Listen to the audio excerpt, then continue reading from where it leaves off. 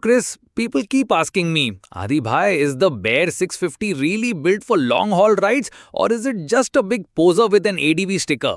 And I tell them, mate, you're missing the point. The Bear is ready for the highway straight from the showroom. But if you kit it right, it becomes a continent crusher. Exactly. And the funny thing is, people spend lakhs on the bike but then ride it with a rucksack hanging off their shoulders, which, my friend, is the fast track to back pain and bad balance. Yeah, or they slap on some random eBay crash bar and wonder why it rattles like a tea stall kettle by the second ride. I've been that guy. My first Interceptor had a universal pannier rack. I swear, it felt like the whole back end was twisting every time I hit a pothole. Exactly why today we're talking about the holy trinity of touring gear.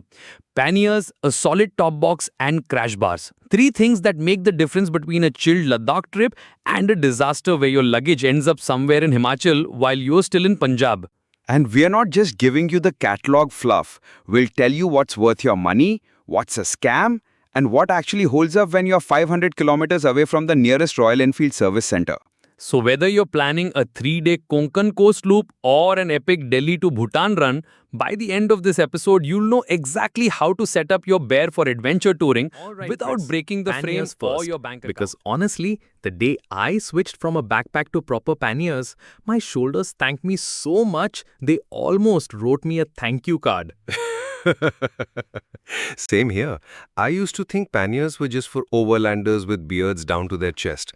But no, they're about balance. You get the weight of your back down low and spread evenly. Exactly. And on the Bear 650, you've got two main routes: hard panniers or soft luggage. Hard cases, aluminum or ABS, are brilliant for security. You can lock them, sit on them, even use one as a table in camp. But they can be pricey.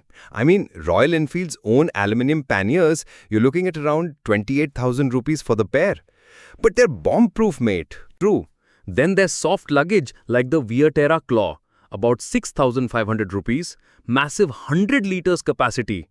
But it's like a big duffel bag, so you've got to keep it waterproofed and tied down properly. And let's not forget the mid-range heroes like Zana or Givi side boxes, 22 to 36 liters each. They're usually around 18 to 25k and honestly, they look neat on the Bear. One warning though, don't cheap out with universal brackets. I've seen guys snap their rear indicators or scotch their bags on the exhaust because the fit was off. Yup.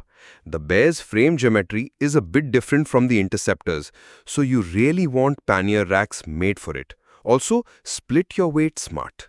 Tools and heavy spares on one side, lighter stuff like clothes on the other. And when you get it right, man, the bike feels planted.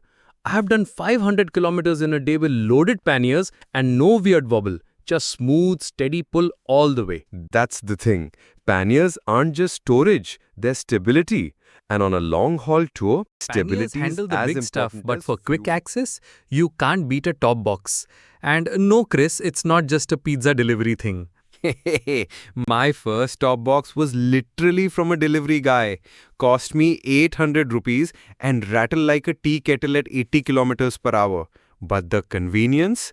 Game-changing. Exactly. I tell every Bear 650 rider, get one between 28 and 45 liters. Big enough for a helmet or camera kit, small enough not to mess up the balance. And waterproofing is non-negotiable. Rubber-sealed lids, mate.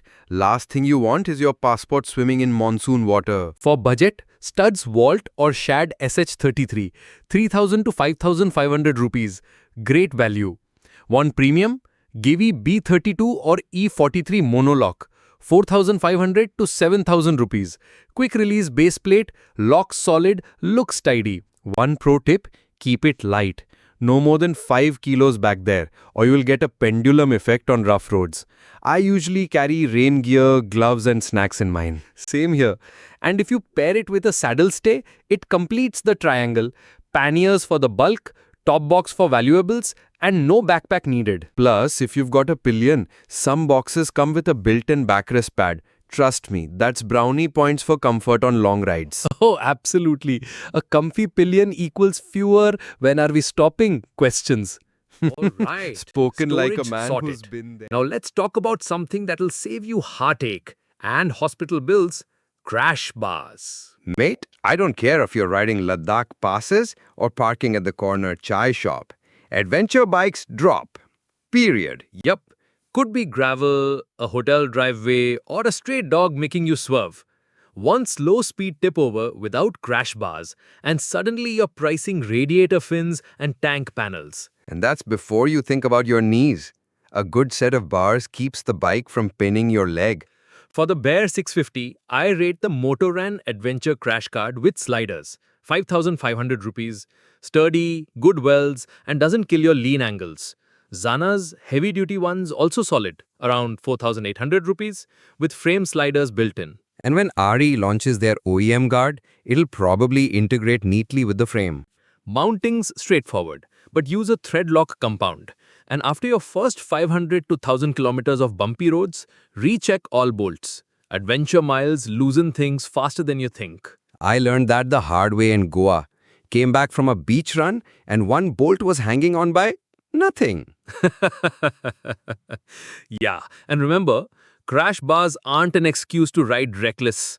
They're insurance, not invisibility cloaks. Wise words.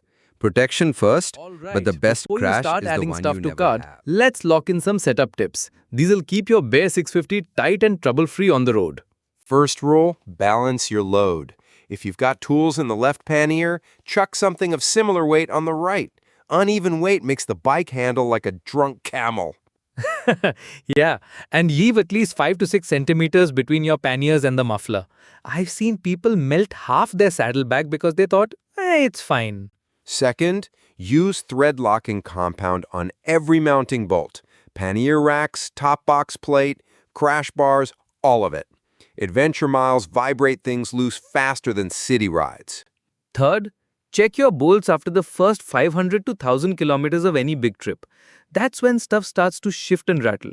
Once you've done all that, mate, you're ready for anything. Cross-country runs, border crossings, or just weekend mountain escapes. The Bear 650 is already a capable tourer, but panniers, a good top box, and solid crash protection turn it into a real overlander. And the best part, you don't have to break the frame or the bank to do it right.